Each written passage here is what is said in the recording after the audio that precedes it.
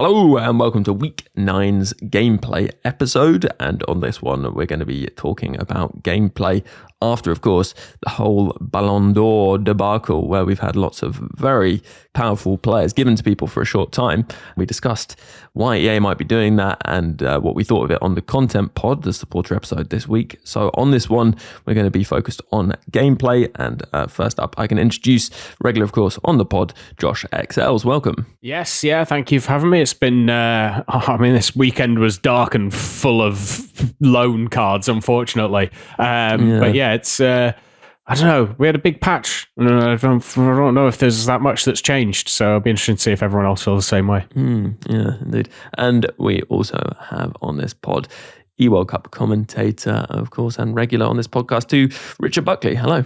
Hello, thank you for the invite, as always, back, and looking to talk everything gameplay and the carnival that is FC25.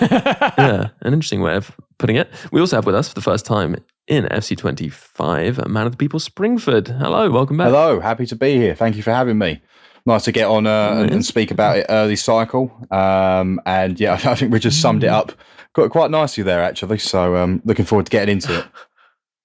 Yeah, we do want to talk a bit about our thoughts on gameplay as things currently stand, because I think we've had enough of the game now, and we've had these very powerful players added through the Ballon d'Or campaign that we've had, and that's sort of opened people's eyes, I guess, a bit to what gameplay would be like with stronger players than they're used to. So it's a good opportunity to sort of talk about the game more generally. But we've also had a competitive event, which has really allowed Richard Buckley to, get his teeth into what pro gameplay is like. And from what you've been saying about, off pod about the pro gameplay this cycle, there are maybe some significant concerns, maybe even some more significant concerns about gameplay this cycle than we've had previously. Yeah, so last week, as I was recording, 64 players went to London and they played in the FC Pro Open qualifier. So if you remember from last year, the live items, this was basically qualifying into that event. So 24 players qualified. My reservations going into the event was everyone's going to play 5-back, everyone's going to sit deep, and everyone's going to play the same. And actually, contrary, I think what I saw in terms of formation and tactics was quite refreshing. There were a lot of different people playing a lot of different formations, using different players, and it was quite experimental. A lot of people played 4-4-1-1, a couple of people who qualified in a 4-3-3 and using wide players. There was a 7 million budget on the teams, so you couldn't use R9, 𝘃𝘃, 𝘭𝘪𝘬𝘦, etc. 𝘵𝗵Pace was only chose, I think, 37 times out of the 64 squads. So the actual teams and the formations were quite different. The problem arose where all the goals that were scored was exactly the same. So there was a lot of power shots. There was a lot of corners being scored and a lot of first time over the top through balls. And it became quite plain in the way that people were scoring. And it was basically who can do these mechanics and these three things better. Whereas I think if you watched last year's qualifier, it was a lot fresher. People were scoring a lot of different ways. I think dribbling and skill moves, like nobody really used skills, which you associate with like the pro side of the game, but it's just not super viable. I think with the pace, defenders tracking back, you beat your man and then they're straight back on you on top of you. And I just worry that when even better players come into the game in terms of in-game items, like we start getting 2 playstyle plus players and we start getting really, really high-end items and requirements and budgets are blown out the water, it's going to become quite unenjoyable for people at home to watch. And I think you're starting to see a trickle through on, especially at the high end of the game, that meta being prevalent. Like, you see a lot of Valverde's in teams. You see a lot of Bruno Fernandes, Patrick Guerrero, and people slowly catching on that first time over the top through ball. If you can master that, you can probably get rank 1 on champs. just through doing that one thing in the game. For those who don't know, do you want to explain a bit about how that actually works? Say you're playing a 5-2-1-2, you will trigger your run with, you'll tap L1, you'll send your striker in behind, you'll then pass it into your cam, and then you can just L1 triangle the ball straight over the top, almost triggering the off the ball run and then playing the over the top through ball straight away. And it gives you basically it has the to be best pass in the game. The first touch that player takes is the through first ball. time. Yeah, the first touch. Yeah. But with the long ball pass plus play style, like Bruno Fernandes was used at cam a lot, and like he'd never be used at cam in like competition, but the play style is just so good. And I think my issue with it is it's the success rate in which it works. And it's the exact same with the power shot. Like the success rate in which the power shot hit first time goes in is a little bit silly. Because that's an interesting one. I think people listening might think, well, power shots are a manual, right? So people are being rewarded for generating those opportunities, and we don't want defenses to just sit back. But do you think there is like an imbalance there? Because to me, I always think Travellas maybe and finesse shots, which you don't even have to manually aim, you just hit them and they go in from distance quite often. Sounds less skilled. So what is it about the power shot? Is it just more consistent, basically, at actually scoring? And I would love to speak to someone who like a gameplay dev and actually, because I don't think power shots are 100% manual. I think there is some assistance on that shot. I think if it's in the target of the goal, like if you aim it out to the corner flag, you'll hit it to the corner flag. But if it's anywhere, like if you aim anywhere around the goal, it just seems like it goes in 90% of the time, or at least on target. And it could also be with precision shooting that you get a little bit of a buff if it is towards the goal. I don't know. But like Didier Drogba was unbelievable in the final third. Just first time power shots every time. I guess also you reduce some of the wind up, I think, by doing it first time. Because some of that time is taken up when you're controlling the ball. They actually almost take the shot on quicker because there, isn't that delay as they wind up. It kind of is part of the like taking the ball and hitting it motion. That feels weird. I think you shouldn't really be able to hit a first time power shot at all because it should require the wind up. Like you should have to set it. But then, I don't know, they're also kind of fun. So I don't know, like I feel quite torn on it. What are your thoughts kind of, Springford, from what Richard's been saying about kind of pro gameplay? I know you're playing relatively high level here. So I guess you'll have seen some of these things and, are you finding them grating, I suppose? I haven't massively seen the power shots, but I do, I know they're an issue. Like there's no question about that. Mostly I know exactly what he's talking about with that first time through ball pass. That is unbelievable sometimes at the angles you can hit that on if they get the runners going, and you can't really change your player fast enough to switch, and even if you do change your player to switch, then you've left someone unmarked somewhere else. So that is a problem. And I think the issue is that I can 100% imagine how probably unappealing like the product is to watch actually at a pro level, because you do play people who will specifically just hammer power shots to either get a goal, get a rebound, or get a corner, and then they'll just have a really good corner tactic ready to go for that as well. I don't actually mind the gameplay massively this year. I think it's in a better state this year than it was last year at this time, but I would say it's probably one of the most unattractive FC titles they've put out in terms of how you play, with the amount of bounce backs that goes on, the amount of passes that don't really connect unless it's like some weird first time one that shouldn't actually do as well as it does. I just think it can boil down to that sometimes it's just not massively fun to play, and also if it's not fun to play, it's not fun to watch either. So I can see them. I think they have to do something about it, because it's great that people are using different tactics, different formations, and I would find that actually mostly people have been. Last year I was massively against the 4-3-2-1 all the time. It's great to see different tactics, but now people are playing for the same goals, which is, I don't want to sound like there's always a problem, but it is an issue when you're playing what is essentially the same game over and over again with different variations match to match. if everyone's scoring the same goals, then it just gets a little bit dull. Yeah, and I think a lot of this, Josh, might actually stem from the fact that attacking in what I'd call a kind of traditional FIFA sense, which is maybe some short passing, dribbling past players, with the fact that the defensive recovery is so good, it's not actually specifically the long distance defensive recovery I have an issue with. It's the fact that you can basically make 2 tackles with your Van Dijk and still come back and tackle the dribbler who's just beaten you.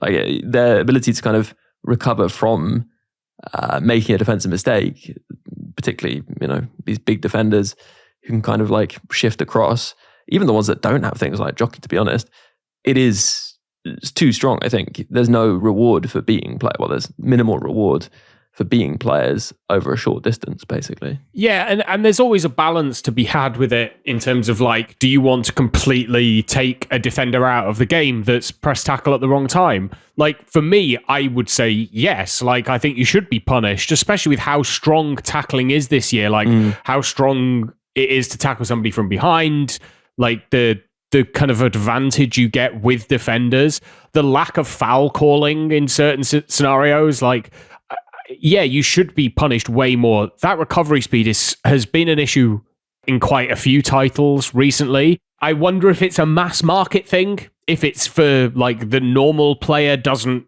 want to, that maybe just spams tackle, like they don't want them to feel like they can't defend. But I don't know, at that top level, it is bad. Like, I just want to go back to kind of a point that Springford's made, and also back to the Pro Open at the weekend. It kind of feels like the game at the moment is like Formula One was a few years ago. And the problem in Formula One was that the way that the cars were designed messed with the airflow behind the car, which meant that the aerodynamics, if you were following, were all over the place and you lost control. And so what it meant was you needed to have a massive pace gap on the car in front. You needed to be like a second and a half a lap quicker just to make the overtake work. And it feels like in order to play proper football in this title, you need to be massively more skilled than your opponent to actually be able to like put together a proper passing move that feels like something you'd see in real life. Because otherwise, you have to just wait for DRS or power shot volleys from the edge of the box. Like, it just feels like that kind of... like, power shots are great, and I love them. And I've actually talked about power shot volleys and popped power shots for 2-3 years now. Like, it's been something that has been overpowered for ages. It feels like this year it's come more to the fore. They're a bit more broken. The first time is way better this year than it was in previous years. But it's also like one of the only ways to really score against that deep set defense. And especially with the way that keepers just don't come for crosses this year. In fact, there is a cross-claimer playstyle that I think is beginning amongst the pros. There are certain goalkeepers that people would traditionally choose because they're supposed to be really good, but because they don't come for crosses at corners, they're just not being used in the pro scene. Like, yeah, I do have a slight, like, I like power shots. I don't want them to go away. I like first-time power shots. I actually think it is realistic to have a first-time power shot, to run onto a ball and hit it really hard.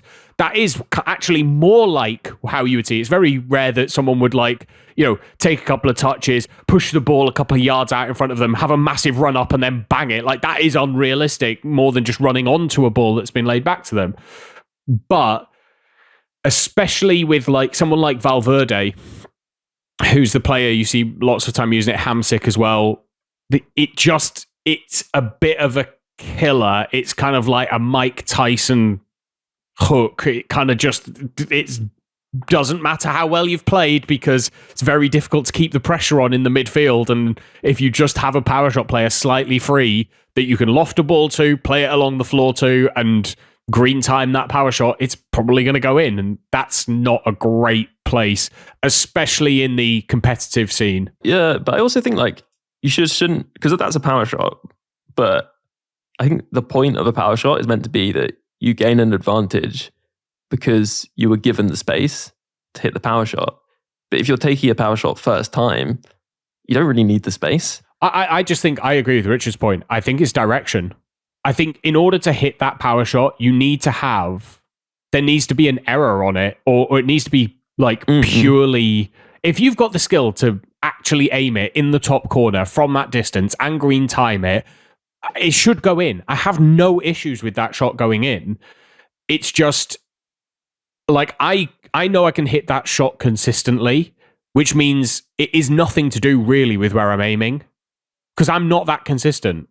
I also think that power shots like Travella's or finesse shots should massively favour the strong foot. Like, he should have tried to have taken that on his right foot, and if that meant taking a touch before he hit it, that's how the game should have worked there.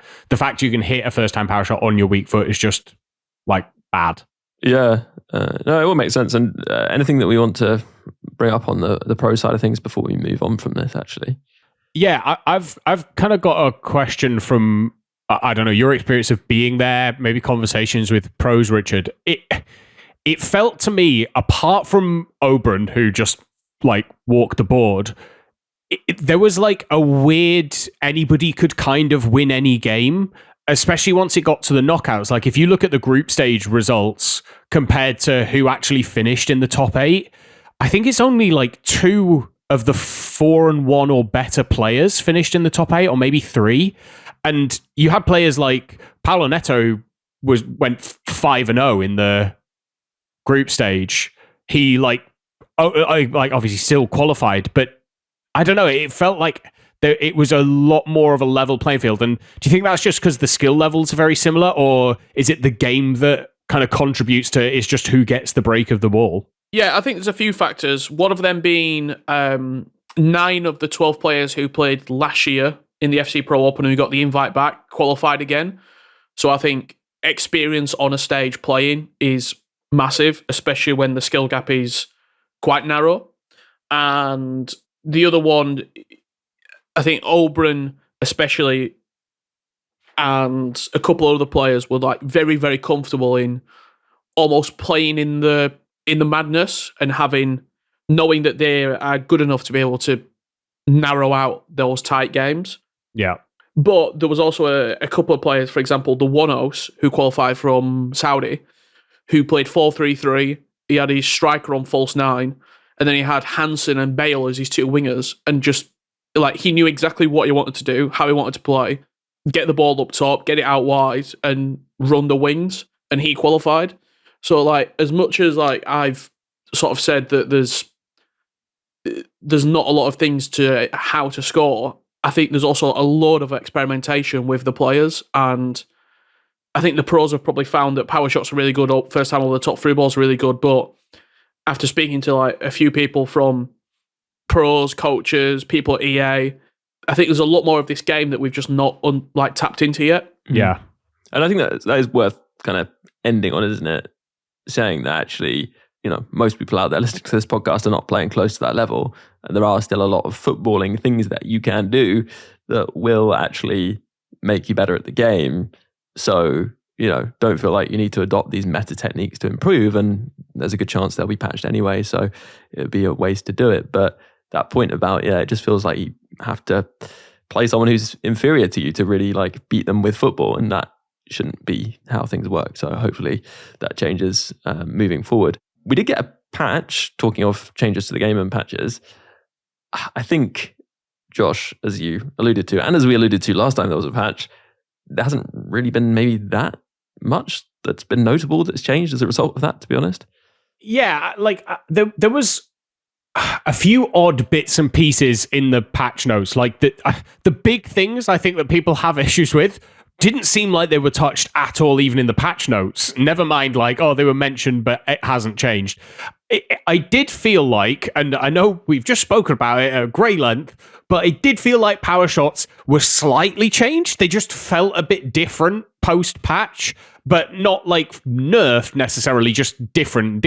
Some of them didn't quite have the same like swaz that they had done before. I don't know. It felt like, I think there are a lot of people that are not happy with how the game is playing and aren't enjoying themselves. And whenever there is a patch released, especially when it has the length of patch notes that this patch had, I feel like people are waiting for the game to switch to FIFA 18 or like 𝘵𝗱𝗀𝗀𝘀, and it's like, okay, now I feel comfortable and I can play this game, and it's still got issues, but I can dribble and it's not got, I don't think we're going to get a patch like that. It's just not realistic for the game to completely change. It's going to be small iterative changes as the year goes on. I'd like them to be slightly more regular, but every change has to be tested properly. And so, yeah, like not a whole deal changed. I did feel like the first touch and dribbling was slightly better. I felt like some passes were better, but yeah, there was no super noticeable difference as far as I could tell. But maybe I'm not intuitive enough. No, I think you're right. I don't think there were the sort of sweeping changes that would completely change the game, how people kind of play the game or anything like that. But I do think the stuff that they actually put in the patch notes, I did notice change, but they weren't big enough changes to make a huge difference. Things like the offside line. There was this thing where the defensive line would push up the pitch really quickly, and that was incredibly frustrating, both defensively and actually attacking. There was also some changes to the holding role, which people might have noticed, and that seems better because they don't sit quite as ridiculously deep as they used to, which again was annoying both attacking and defending. Springford, have you noticed anything particularly? Have you changed anything as a result of the patch? I mean, fair enough if there isn't anything, because I don't think there's too much to say about it. Yeah, not massively. Just things that I'd heard is that the left wing, right wing, inside forward plus got an improvement. I can't say I noticed it from left mid or right mid. I can come on to that in a different part. I don't think left mids and right mids are as good as wingers in this game. But yeah, I don't know. It seemed really promising at the time. It kept a lot of things I wanted it to, and then said it was going to remove a lot of things that seemed pretty bad. And then it just hasn't, I couldn't tell if there's been one or not, if I'm being honest. Yeah. And actually, speaking of your tactics and roles you're playing currently, I guess we can take a break here and we'll be back to talk about the tactic you have been playing just after this break.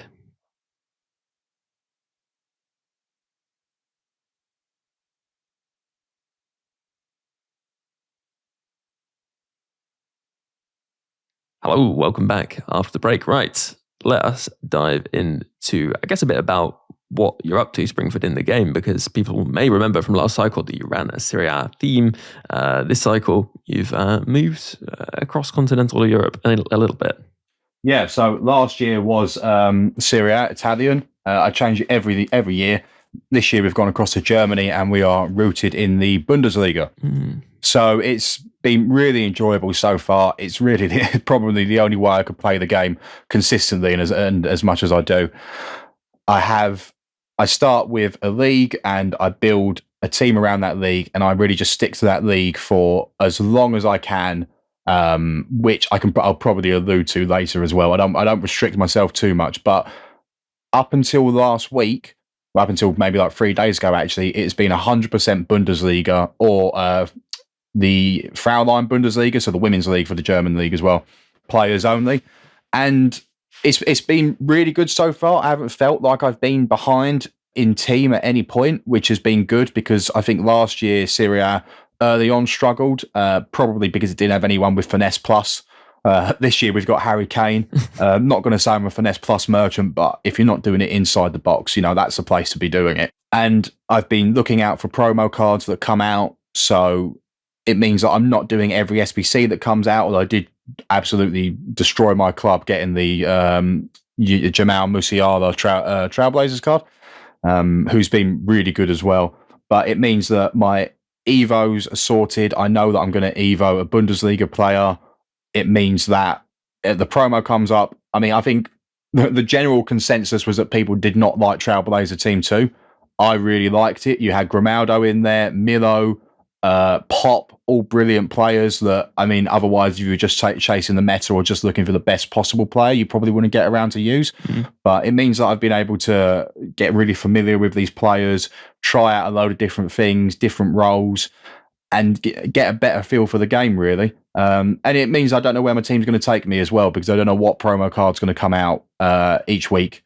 And it could be someone that's going to change my team. It might not. And then it means I can save my coins and keep aiming higher. Nice. Yeah, sounds good. And I guess, what tactic have you been most successful with so far? Would be interesting to know. So most successful, and I think this is where doing a themed team lends itself to, in that I am kind of restricted by the players and the roles in that league. So the Bundesliga has an absolute wealth of shadow striker ++s. So I started the year in a 4-2-3-1 narrow. 𝘬𝘀𝗀𝘀,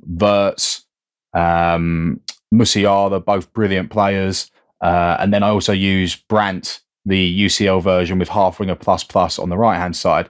But after the Bag of Tricks Evo, which I put the Team of the Week 𝘵𝘵𝘚 into, which again is another good thing about doing the themed RTGs, I just pick up all the promo cards for the league that I can. So I had that 𝘵𝘚. I bought him for maybe 25, 30k back when he came out.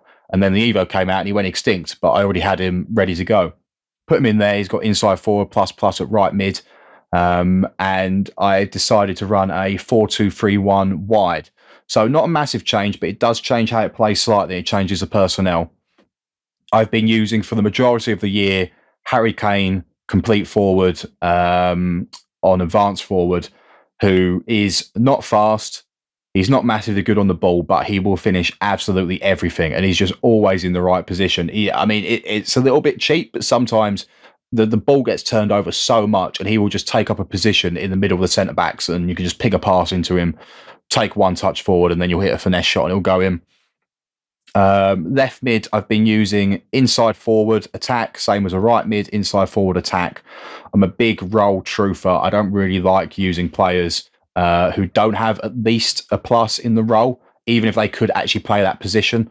I know, better players would be able to make it work, but I feel like if you can let the attacking AI make the runs for you, that means you can concentrate on other things. You can concentrate on passing the ball around and looking for the best opportunity. CAM, I use Shadow Striker ++. I really like the way that works. Prefer it to Playmaker ++ because I just think they're in the position that I want them to be more of the time and also making runs beyond the striker. Right defensive mid, I've been using Stanway, the Trailblazer, who's a brilliant card. Deep line Playmaker ++ completely transforms that role. So much different compared to the standard plus, and that's one of the reasons why I believe that the roles make a massive difference. Left defensive mid, I've got an 𝘵𝑉𝗵𝗀𝘀𝘀 on holding defend ++. And then right back, I've got an Evo again, who plays fullback defend. And then both my defenders on defend. And I would suggest if anyone is struggling with conceding goals, feeling secure in games, getting countered, use a fullback on fullback defend, because your back four will always form a back three. Depends on what the other wing back does, but you'll at least always have a back three. And I just find it really, really solid. I'm not getting countered often. And then my left back in this formation is on false back balanced, which is good. It means that I can hold the ball better and it forms like a 3-3-3-1 really. But I mean, the attack in the left and right mids are a little bit further forward, so it's not quite lining up like that. But they're mostly there to recycle possession. They don't do a lot in terms of attack. Defense, they don't often get caught out, but they can sometimes. But it just adds to that security, to the point where I'm a little bit worried to move away from it, because I feel like my game defensively has really improved this year, and that's why I've got some of the weekend league results that I have. But it's been really fun so far in terms of the team building, and I think the team building is what allows me to have fun more than the gameplay gameplay itself. Yeah, and as usual, put the tactics code in the description of this episode so you can try it out, listeners, if you'd like to. What results did you say you got with this tactic then in champs? Like really quite good ones then, I guess? Yeah, so first, I haven't played every weekend league, but the first weekend league of the year I got 11, and the second weekend league of the year I think I also got 11 or 12. I definitely didn't get 13, but I think I was quite comfortably getting 11 wins with it. And I think it is in part due to that defensive solidity it gives me. I can ride out games against people using a speed boost, people a little bit more skilled than me on the ball, just because I know that I'm not really going to get countered. I can attack quickly, directly, and I've got players there if I need to recycle the ball as well with that false back moving up into the midfield. Yeah, I would second that as well, actually, in terms of defensive solidity. I've found that, playing that false back three, I guess, that you can get from playing one fullback on defend, having the other one go forward, and 2 defensive midfielders with one on deep lying particularly is something that I've found also really good. So yeah, whatever tactic you're trying, maybe give that a go and see what you make of it. In terms of tactics, Josh, it's interesting because I know we both tried the 4-3-3, which we'd like to get working. And I know a lot of people out there might be thinking, oh, if I switch to a 4-2-3-1 variant with left mid, right mid, I'll be losing out on the plus role because a lot of players have the right wing plus and plus roles. Have you found that you can get a 4-3-3 to work? Because I've really struggled to get the midfield operating in a way that I'd like, and actually have maybe found that formations without the defensive midfielder somehow work better than with. Yeah, it's an odd one. And I wonder if it's just because I've not tried enough roles in terms of like the selection of roles that you have in that midfield to get the right setup. But my feeling is that because it's a single DM, especially when you come up against someone in a 2-striker formation, you're not shielding against the just pinged pass into a striker, so your midfield can just get bypassed. But then in attack, you have to try and hold the ball up for longer to allow the midfield to progress up the pitch, and that can be quite hard as well. So it kind of doesn't have anything. Whereas if you have like, the 4-2-1-3, which I know a lot of people like, you've got the 2 DMs, so they can either kind of swamp a single striker or kind of intercept the passes to 2 strikers, and then you have the cam that sits in behind an opposition defense. Whereas it's weird because the 4-1-4-1 actually works quite well, and I think it goes back to something we've said a few times. I think Jape said it quite early on, that the roles and the way that the player AI works is kind of like they're on rails a little bit. It's like they've got their little section of the pitch and it's dictated by everybody else. And so if you've got wingers, the centre mids don't like to push up as much, because especially if you've got your wingers on inside forward, they're then running into the same space. So maybe you need those centre mids on like half winger so that they then try and move to the outside and you get some of that movement forward there. Maybe that would then force the inside forwards a bit further into the middle. Do you know what I mean? Like it feels... Whereas, like in a 4-1-4-1, you do feel like you get the whole midfield moving forward and like making runs, and then defensively it's very solid because you've got the wide mids dropping back as well. It's really difficult because that 4-3-3-2 with the DM is a formation I used quite a lot last year on the 𝘵𝗵𝗽𝗀𝘀 account, where I was taking the worst team in the game and evolving them up, and it was a really fun formation to use, and this year it doesn't work at all. Like there's something about that formation that just it doesn't suit the way that this game plays. Now maybe you can get it to work and it's a role specific system. And if you can get it to work and you just need the right selection of roles, it's another massive tick in the box of the IQ system, because the fact that in a pro competition, we've got all of these different formations and tactics being like put together and worked out, and someone can come from, Saudi, as Richard was saying, with like a wild formation that no one else is really using and qualify like that. Those kinds of things are really positive for the game, but it can be really difficult trying to work that out. And especially if you need role pluses to make certain systems work, that's then very restrictive on the players that you can use. But yeah, I like the 3-man midfield. In fact, I think especially with a power shot meta in midfield, it's the way to go, but it can be very difficult to get them to work if it's 1 DM and 2 centre mids, I think. Yeah, and I've also noticed that like if you play 2 defensive midfielders and a cam, for example, you'll often find that the cam does somewhat help defensively anyway.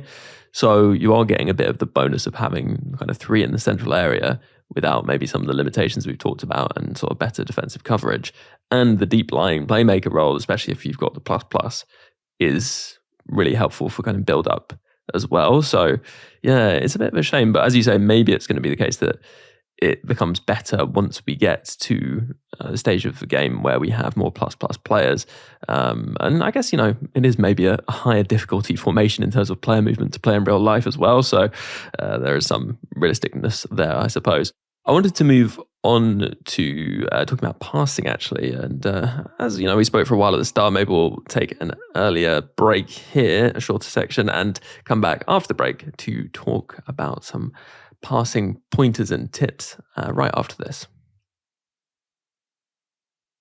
Hello, a quick reminder in this break to both listeners and supporters. There is a supported Discord for gold or icon supporters of the podcast, and in there you'll find a whole section where you can arrange rush matches and get some good teammates to make progress.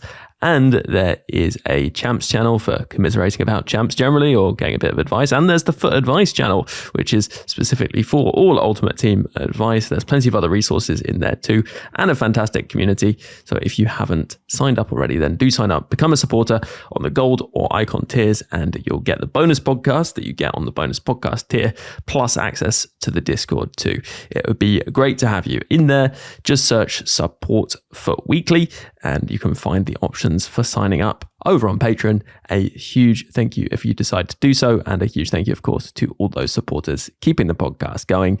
And let's jump back into this week's pod. Hello, welcome back after the break. Right, so passing is an interesting one this cycle because you hear people saying that both passing is too difficult and that passing is too easy. And I imagine the truth is somewhere in between, or at least that it's sort of contextual depending on what kind of passing we're talking about here. I wanted to actually start because Buckley, we know you have a bit of a reputation for being able to hold the ball in the closing stages of matches to see out games. And we had a question, I think we responded to part of it about a week or so ago from Cherry asking about basically keeping hold of leads in matches. And one thing we saw at the pro level was certainly the ability to keep hold of the ball and win games. Yes. The ability to hold the ball and the inability to really press is what leads to be able to keep it quite easily this year. I think if you were 85th minute onwards and you're looking to keep the ball, I see a lot of people go back to the goalkeeper straight away. And I would only ever go back to the keeper when I see the 90th minute, because in my opinion, as soon as you go back to the keeper, that's where you invite the pressure. I always say try and keep the ball in your opponent's half or near the halfway line. Don't pass it around the back, because unless you are, again, 90 plus, 90th minute, 89th minute, I've held the ball from like 74 until the end of the game if I need a winning chance. There is something in the game where you keep the ball for too long. It's called like a passing glitch. Like if you probably test it now. If you go into a game, you pass the ball for a long time, you will, one of the passes that you play, it will just have like quote unquote more error on it after a certain amount of time. So keep an eye on that and make sure that you are not switching the ball after probably like 4 or 5 in-game minutes, because that's when your opponent will be able to like win it back on the wings. But whenever you are passing the ball and making sure that you're holding it, just make sure you're playing, I always say 100% passes. Like the pass that you're going to play is guaranteed to get there. Like don't take risks. Avoiding risks is the number one thing to see out a win. And do you think that the issue really, at least for me it seems, is that pressing is just non-existent? Yeah. Because there is pressing in the game. Like players will press, you'll see it, but there isn't a constant pressure in the same way there used to be that you can use when someone is just trying to keep the ball by passing it around. We've taken something out of the game in like the constant press, and it's not being filled in by anything else. So the scales have lopsided in one direction. Like even when I put on team press on like the little D-pad, I don't feel like anything happens. It just seems like you're pushing the depth bar to 100 or whatever when you press team press. I just lose stamina. And yeah, you just get like insane stamina drain basically. Yeah. So yeah, I agree. I would actually say having a tactic, which is your tactic, just with the bar for depth set to 100 is probably pretty much going to always be better than having team press as what you're doing when you want to press, because of the stamina drain being so much higher on team press. If you really need that extra, there's a slight extra increase in pressure, then perhaps go for it. But yeah, I definitely think having that tactic is important. So in terms of, we've just said, passing is fairly straightforward. It's pretty easy. And I think when you're not under pressure, Josh, and you're taking your time and you are playing passes that are easy passes, then, it should be fairly straightforward to keep the ball. And I think people do, though, have an issue often with passing when I guess you're getting into kind of the final third and things are a little bit more difficult. Yeah, I mean, I think it's passing forwards out of defense that people tend to have the biggest issue with when you're trying to progress the ball up the field. In the final third, you tend not to be making kind of big, long, sweeping passes as much. I feel like it's more when you want to play it to an open player in midfield that people have an issue with. Let's start off by saying this. A lot of people's issues with passing is because they're not very good at passing. And I know people switch off when you say things like that. And I'm not having a go at your ability at all. But if you actually objectively went and looked at the pass you played, looked at the direction you held, and most importantly, looked at the power that you put on the pass, you will recognize why that pass wasn't very good.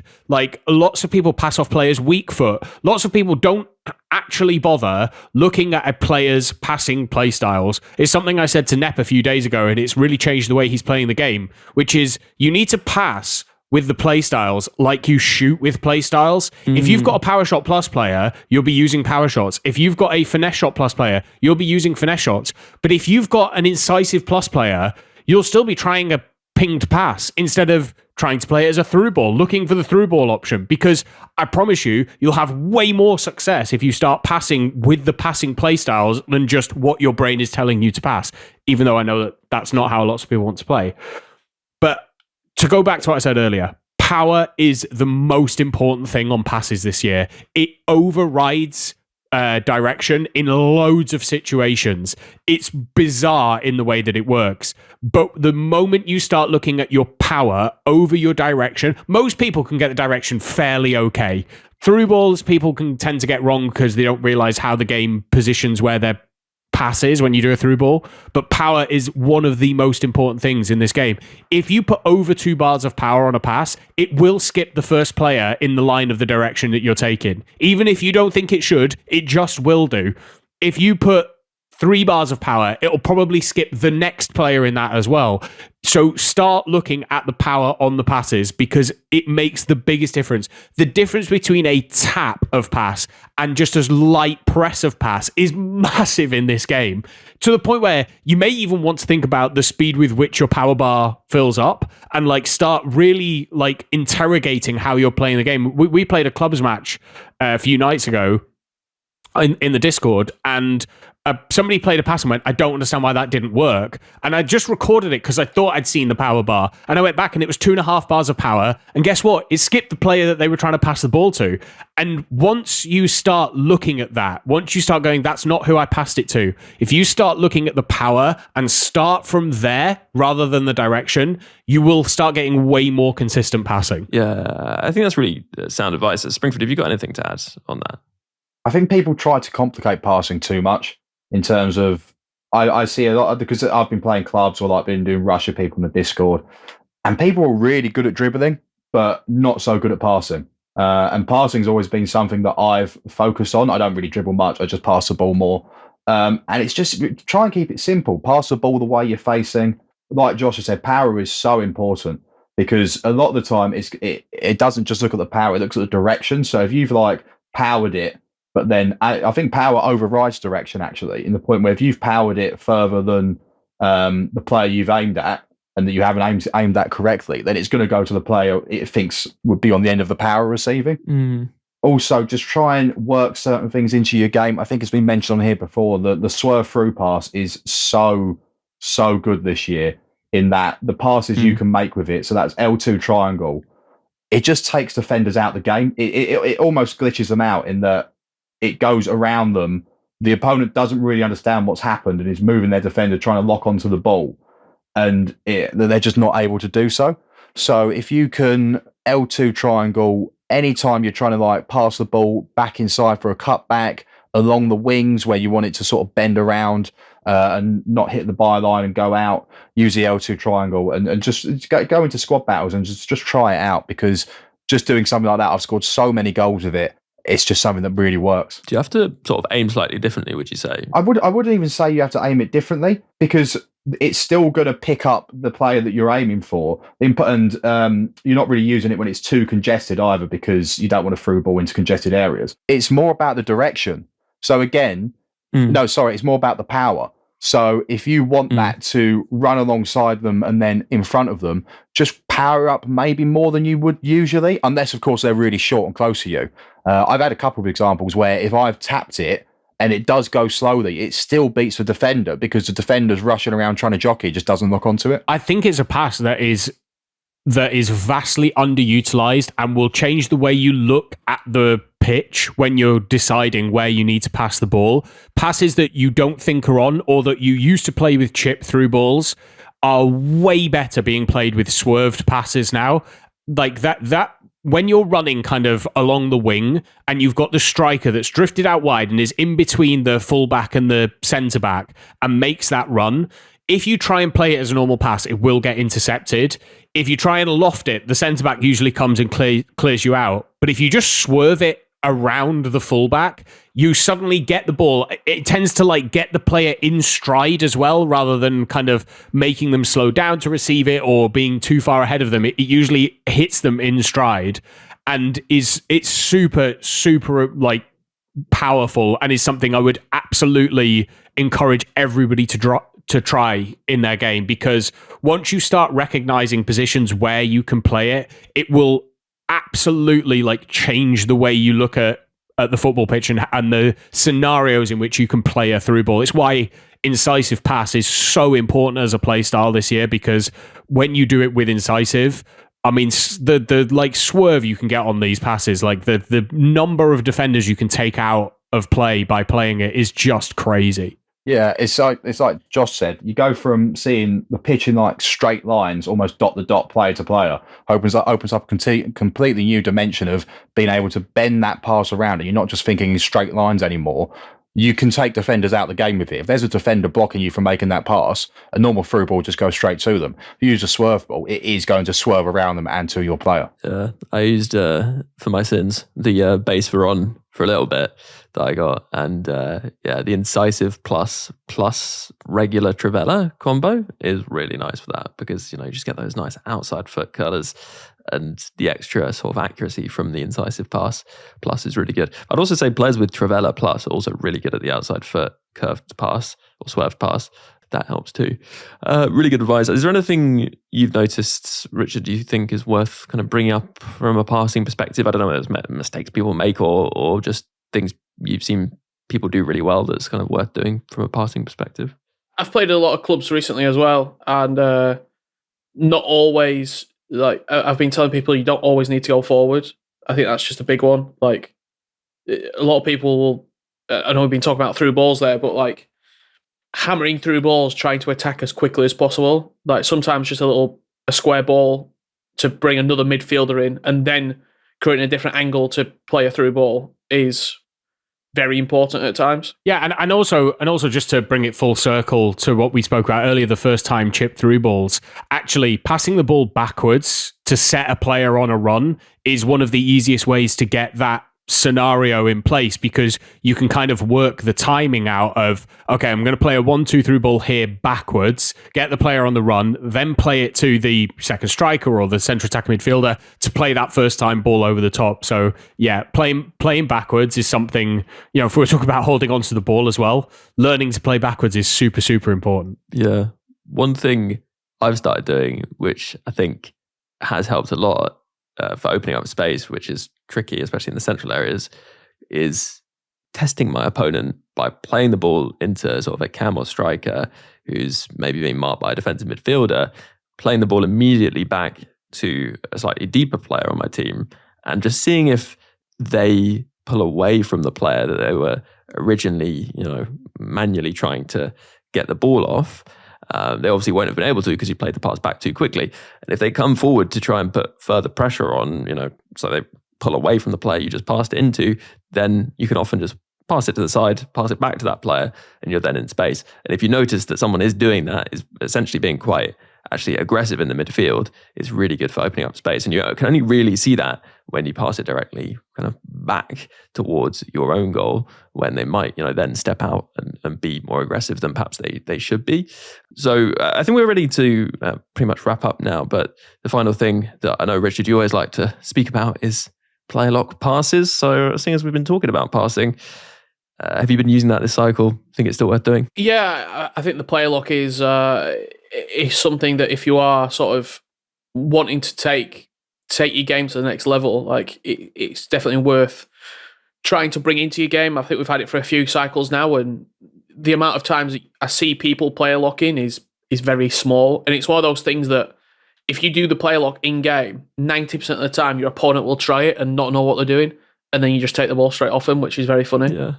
But being able to, as you're talking about passing there, like not even passing the ball from the player lock, just player locking onto a different pass and then watching the opponent have to manually move across if the pass is marked, if that makes sense. So you player lock, flick the right stick to a different player, and then you are, fundamentally making your opponent move without really moving the ball at all. I always find that the success when doing the player lock and then passing the ball with X or triangle, it always feels like they have, like the AI will never do me wrong in that pass when I ask for it. Like it's strange. Like maybe it's because I'm manually positioning myself, and I've not been greatly satisfied with the attacking AI. So it also, you can make your own runs a little bit off the ball. Nice, yeah. I definitely agree. Like I do it here or there just to get a little bit of extra kind of variety into the passing game. And I think as much as some runs that the AI now make are quite good, there are still some like really kind of poor runs you see from the attacking AI, and being able to make those runs yourself can be, a huge help. So definitely agree with that.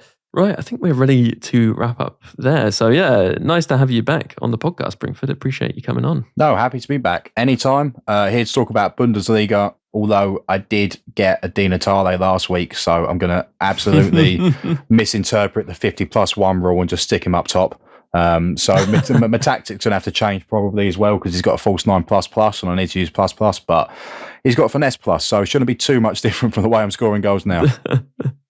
Nice. Yeah. Sounds good. And thank you very much as well to Richard. It's been nice to have you on again. Thank you very much, as always, for the invite. You can follow me on all socials at 𝘵𝘀𝘬𝘦. Nice. And thank you very much as well to Josh. It's been good to have you on. Yes, thank you. And every time Richard's on, he says you need to learn play a lot passing. And every time I go, nah, I'll be all right. It's just my red line in the sand, but maybe I'll give it a go this time.